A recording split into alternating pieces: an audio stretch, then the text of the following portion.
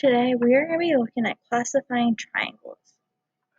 So one way to classify a triangle is by its angle measurements. So there are 4 types of triangles. The first one is an acute triangle. So acute triangles are triangles that all these angles on the inside here are all acute.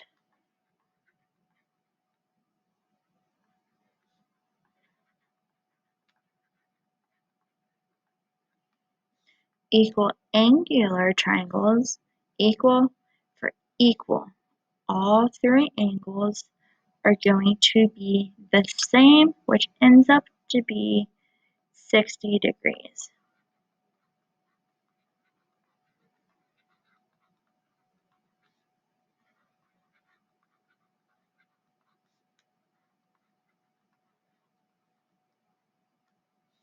A right triangle, you're going to have one of the angles to be a right angle,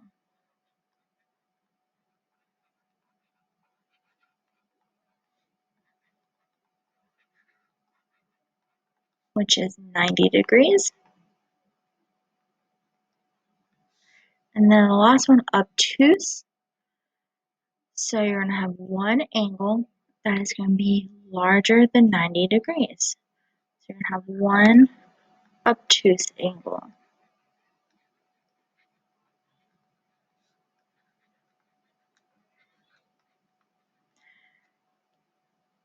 And then one more thing we need to talk about is no matter what triangle you are given, if you add up all 3 angles, you're going to get 180 degrees every time.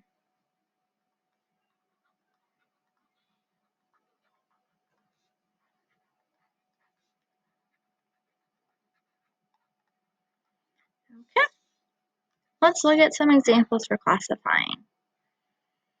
So we're going to classify each triangle by its measures. So we have a triangle here, or we have multiple triangles actually. So our first triangle we're going to look at is EHG. So EHG.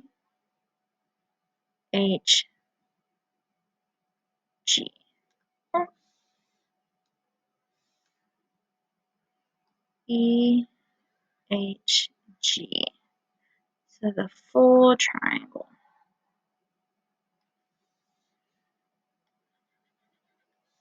So when we're looking at the full triangle, we have a 30-degree angle here, we have a 60-degree angle here, and then the square here means it's a 90-degree angle. Since we have a 90-degree angle, that's going to make it a right triangle.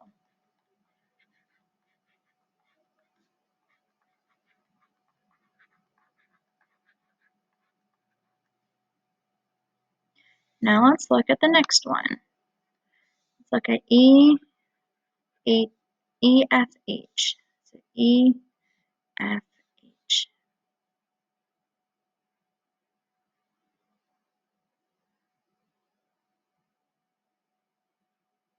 Okay. So we have a 30-degree, a 30-degree, and then this angle here. Just by looking at it, it looks larger than 100, or larger than 90 degrees here. If we wanted to find what this angle is, we could do the math, but it's not needed here. So since it's larger than 90 degrees, that's going to make it an obtuse triangle. Remember, you just need one angle to be larger than 90 degrees. And then our last triangle we're going to look at is triangle FHG. FHG. So here we have a 60, a 60, and then a missing. So we could do the math here to find this amount. So we are given a full angle of H here is 90 degrees. And part of it is 30 degrees. So if we subtract it, the leftover is going to be 60 degrees, which is our missing section. So all three angles are 60 degrees, so that is going to be an equal angular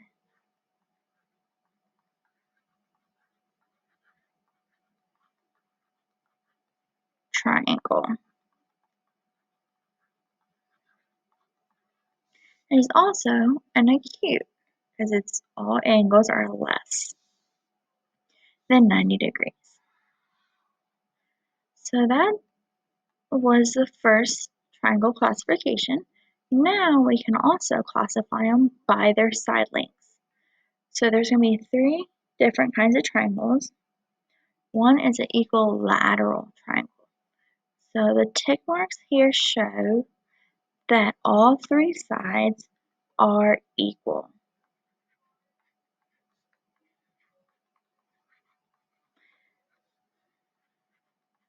And equal, we use the word congruent when we're talking about geometry. Now, isosceles triangle, two sides are congruent. So two sides are the same in length.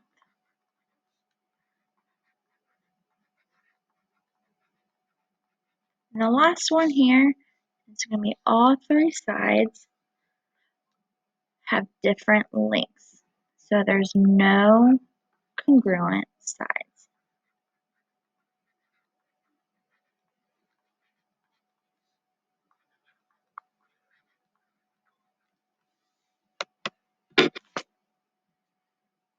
Okay, so for this example, we are going to classify these triangles based on its sides.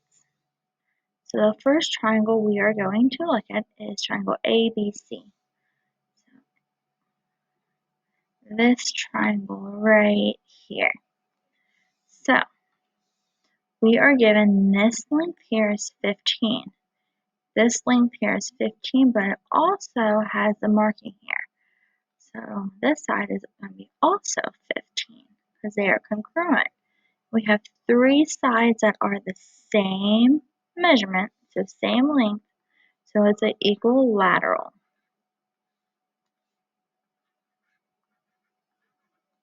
Oops, if I can spell.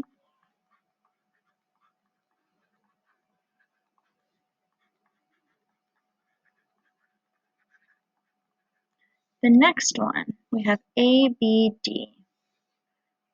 A, change colors, A, B, D. So the full triangle here.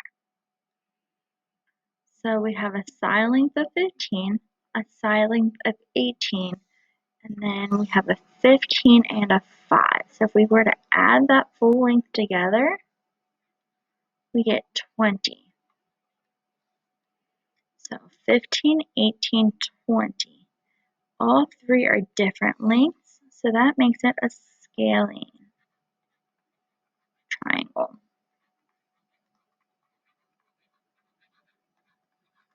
The last one, we have ACD. So A, C, D. So we have a 15, an 18, and a 5. Again, all three are different lengths, so it's a scaling triangle.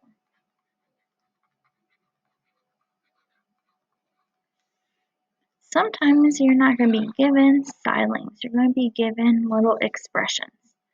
So to determine the side lengths of a triangle, you first need to determine which sides are going to be congruent.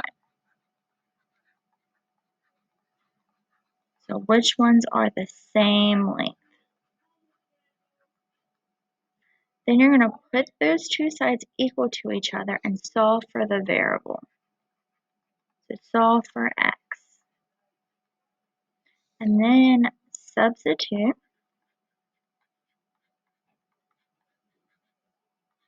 or plug in the value you solved to find the length of the three sides. So we need to find the side lengths of our triangle here.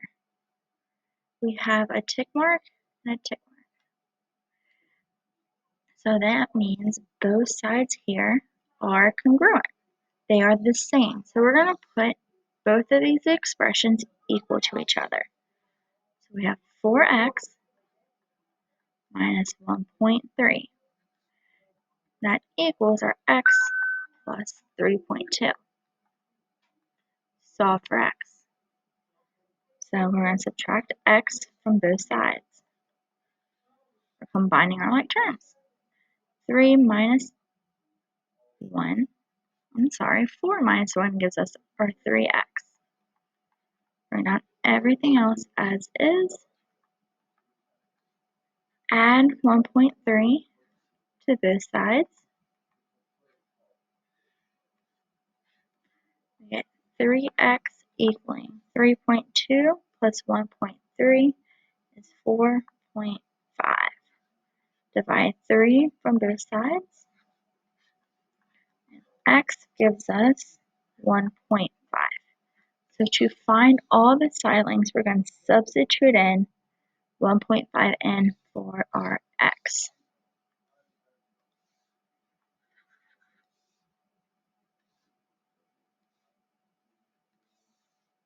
So for side length JL,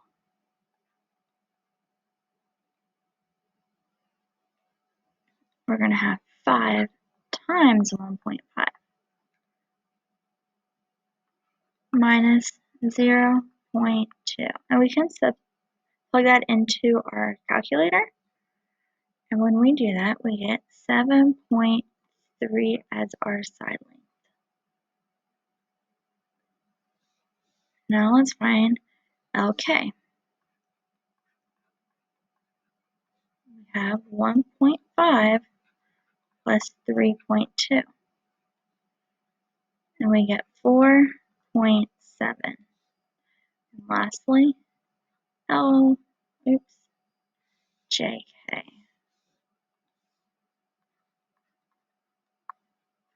We're going to have 4 times 1.5 minus 1.3.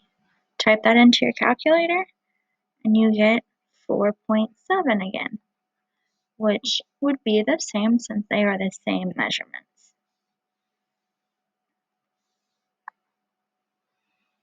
Okay, this last problem here. We need to find the side lengths of the equilateral triangle FGH. Equilateral again, all sides are congruent. So we just need to take any two sides and put them equal to each other. So let's take our FG with our GH.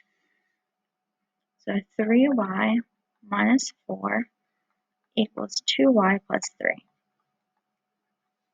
Combine your like terms. So I'm going to subtract over our 2y. So we get y minus 4 equaling 3.